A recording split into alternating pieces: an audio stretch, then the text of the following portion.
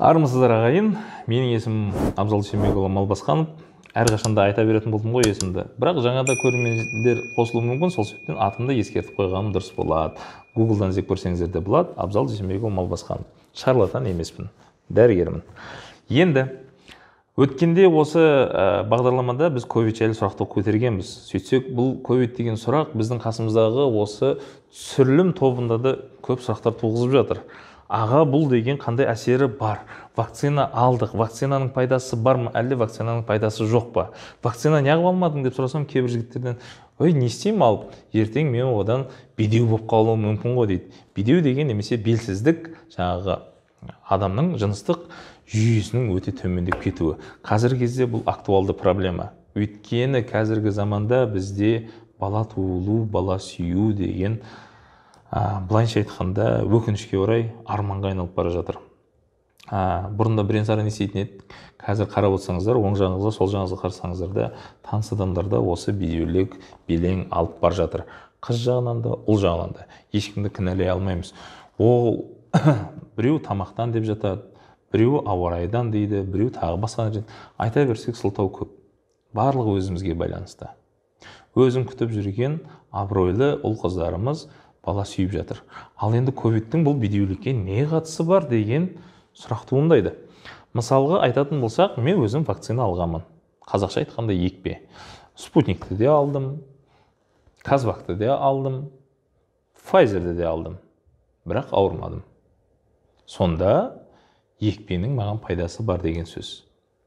Енді қайсысы жақсы дегенде сұрақ туындауы мүмкін екпенің. Екпеден жақсылардан әрине мен отандық өнімді қолдаймын.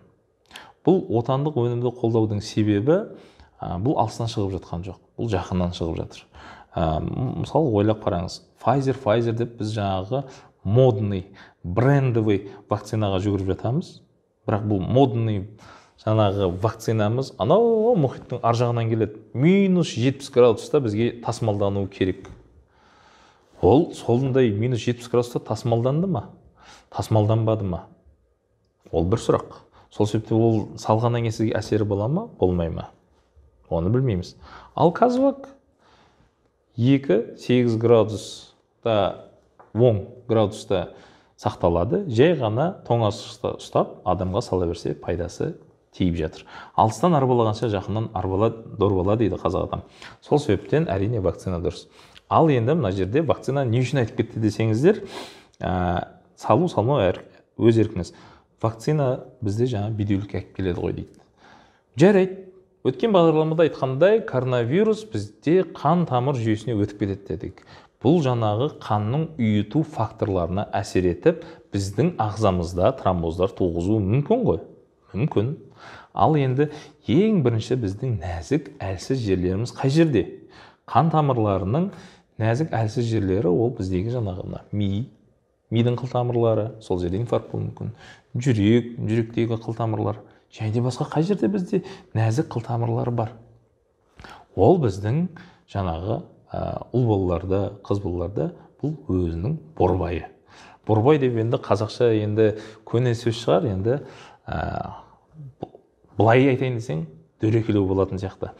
Мына борбайдағы біздегі ұрық бездері бар, ер адамдарда.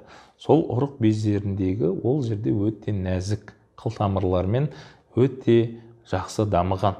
Сол қан тамырлармен жақсы дамуына байланысты ер адамдарда жыныстық қабілеті жоғары болады. Егерде қан тамырлардың әлсіздігі болатын болса, жыныстық қабілеті төмендейді. Қыз балаларда да сондай. Ол себепті ол жердегі біздегі яичник деп отырамыз, тағы да біздегі жатырдан шығатын түтікшелерде де қылтамырларға өте бай. Сол себептен ол жерде де қабынулар болып жатады. Енді коронавирус кезінде тромбоздар болатын болса, қылтамырлар бітеліп қалуы мүмкін. Қылтамырлар бітелетін болса, сіздің ұрық бездеріңізге оттегінің қанның келуі нашарлайды. Егерде ол жерде нашарласа, ұрықтың өндірілуі дұрыс болады деп ойлайсыз ба? Күмәнданам. Сол себептен әрине ковидпен ауырмай қойыңыз. Бұл не үшін айтып жатырмын? Ковидпен ауырған кезде де кейбір адамдар жеңіл түрде өтеді де, ой, жай ғана вирус қой, өтеді де кетеді дейді. Бірақ коронавирус өтеді де кетеді ау, қалатын сіз. сіздің ағзаңызда қандай өзгерістер болып қалады. Сол себептен бұны асқындырмаңыз. Ковидті жоғарғы тыныс жолдарында басталған кезде емдеп тастап, төмен қарай түсірудің қажеті жоқ. Ұл бала болсын, қыз бала болсын. Сол себептен егерде барлығынан емделгіңіз келмесе, екпе салыңыз. Бұл өмірге келгендегі біздің мақсатымыз бір сценарий бойынша жүр деген жоқ. Келдіңіз, әке-шеңіз тәрбие берді, өстіңіз, өндіңіз, бірақ әр қашанда сізге ешкім араласпайды, өйткені таңдау сіздікі. Егер де денсаулығыңызға салғырт қарағыңыз келсе, ол сіздің таңдауыңыз. Денсаулығыңызға күтіп қарағыңыз келсе, көп ұзақ өмір жасағыңыз келсе, ол да сіздің таңдауыңыз. Әр таңдаудың соңында жауап болады. Сол себептен өзіміздің денсаулығымызға жауапты болайық ағайын. Сау болыңыздар.